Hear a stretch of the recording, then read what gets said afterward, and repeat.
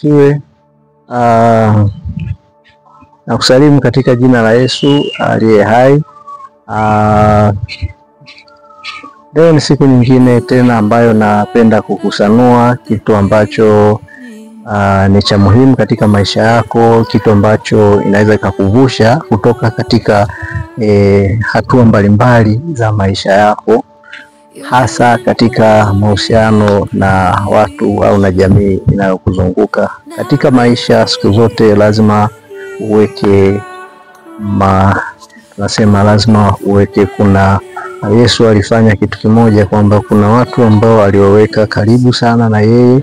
Kuna wanafunzi wake wale 12 ambao walikuwa karibu sana na yeye, lakini kulikuwa kuna majority, kuna watu wengi ambao walikuwa ni wafuasi ambao walikuwa wakimfuata, ambao ilikuwa ni kundi la watu. Lakini pia kulikuwa kuna watu watatu ambao wale katika wanafunzi 12 walikuwa kuna wanafunzi watatu ambao walikuwa wako karibu naye sana. Nini maana yangu? Ni kwamba katika mahusiano au katika ushirikiano wowote, hakikisha kwamba ushirikiano huo hauharibu mahusiano yako wewe na Mungu. Hiyo ni kitu cha msingi, kwa sababu Mungu ndiye aliyekuumba. Utanielewa? Mungu tunamwita kama ndio the creator. Mungu ndiye creator. Kama yeye ndio the creator, halafu ukapata mahusiano au kitu ambacho kinakuondoa wewe katika kuwa karibu na Mungu, kuwa na uhusiano mwema na Mungu, jue kwamba hicho kitu kinahitaji wewe kufa. Mfano, mti una mizizi na mizizi inakwenda mpaka kuchukua chakula chini na inapata resources za maji. Ukikata ile mizizi, maana yake huu mti unakuwa una hang upo juu, muda na wakati wowote unaweza ukafa. Kwa maana yake chochote kile au mtu yoyote yule utakayekuwa naye katika mahusiano, utakayekuwa naye katika relationship, katika ushirika fulani, akawa akikuondoa katika ukaribu wako wewe na Mungu, mahusiano wako wewe na Mungu, huyo mtu ni hatari. Huyo mtu ni anataka wewe ufe na upotee. Hilo ni kitu cha msingi. Hivyo basi, ukiwa na rafiki yako wa kike au wa kiume, ukaona katika urafiki wenu hana mchango wowote katika kukujenga wewe, kukupeleka karibu na ufalme, karibu na Mungu, hakushauri habari za kusali.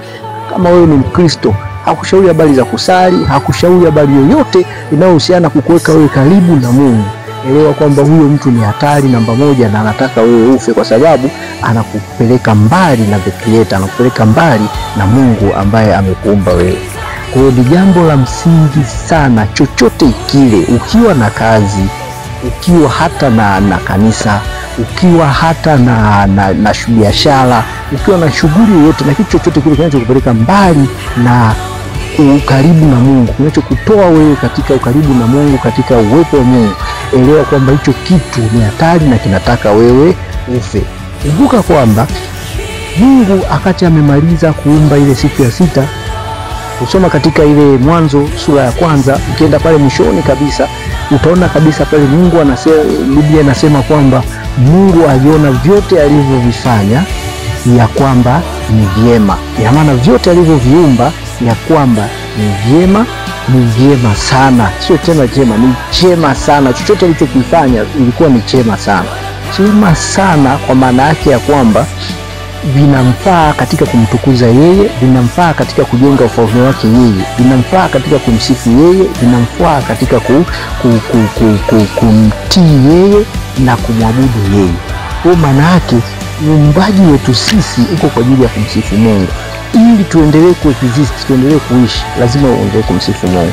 Ukiwa na biashara ikiwa inafanya kazi ya kujenga ufalme wa Mungu, elewa kwamba hiyo itadumu, kwa sababu the creator, kwa sababu yeye ndio muumbaji wa vitu vyote, ili viweze kufanyaje, viweze kumsifu yeye. Kwa hiyo ndugu yangu, rafiki yangu, siri mojawapo ya kujua kwamba uhusiano au urafiki na mtu yeyote yule ambaye yuko karibu yako, anayekuzunguka, Je, unafaa na uko kwa ajili ya maslahi na manufaa ya kwako wewe, kwa ajili ya existence ya uhai wako wewe? Angalia kwanza, je, unakuweka karibu na Mungu? Hiyo ni jambo la kwanza. Yani nisbeta, vunja uhusiano, vunja urafiki, vunja, mweke mbali, weka mbali kabisa, kwa sababu huyo mtu hana nia njema na wewe na anataka kufanyaje? Kukuharibia. Kwa hiyo kukuharibia kwa maana kwamba anataka ufe. Kama sio kufa kiroho, utakufa kibiashara. Kama sio kufa kibiashara, utakufa kwa shughuli zako zote ambazo zina exist, kwa sababu Biblia inasema vyote ambavyo Mungu aliviumba aliona kwake ni vyema, kwa maana kwamba vimsifu yeye na kumwabudu yeye na kwa ajili ya ujenzi wa ufalme wake. Mungu ninayezungumzia ni Mungu wa mbinguni, Mungu Baba wa mbinguni, sio miungu mingine. Ni Mungu Baba wa mbinguni katika jina la Yesu Kristo. Kumbuka, alituumba sisi kwa mfano wake yeye, na sisi tutamwabudu yeye kwa njia ya roho na kweli. Na maana ukiwa nje ya hapo, wewe ndugu yangu, sielewi ni Mungu yupi ambaye unamwabudu na Mungu yupi ambaye wewe mwenzetu unamfuata.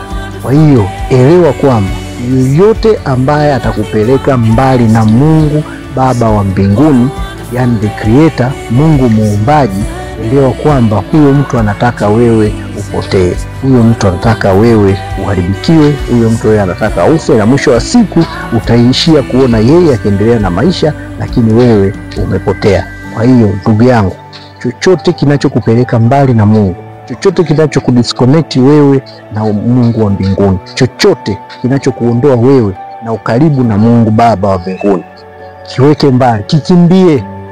Kama ulikuwa una mchumba na unataka kwenda kuoa, na katika ile kipindi chenu cha uchumba unaona kwamba yeye ndio wa kwanza kupeleka mbali na ufalme wa Mungu, kimbia, achana naye. Kama ulikuwa na mtu mna associate katika biashara, ukaona katika ku associate naye inakupelekea wewe kuwa mbali na mpango wa Mungu, mbali na Mungu Baba wa mbinguni, maana yake anaweza kukushauri habari za uganga wa kienyeji, anaweza kukushauri habari mbalimbali ambazo zinakuondoa wewe uhusiano wako na Mungu. Kimbia, achana nayo mwanangu. Bora ukapoteza, lakini usiungane na hiyo kitu, kwa sababu utamkosea yule aliyekuumba na wewe utapoteza ile nguvu yako ya asili. Mungu wa mbinguni akubariki sana katika jina la Yesu Kristo. Amina.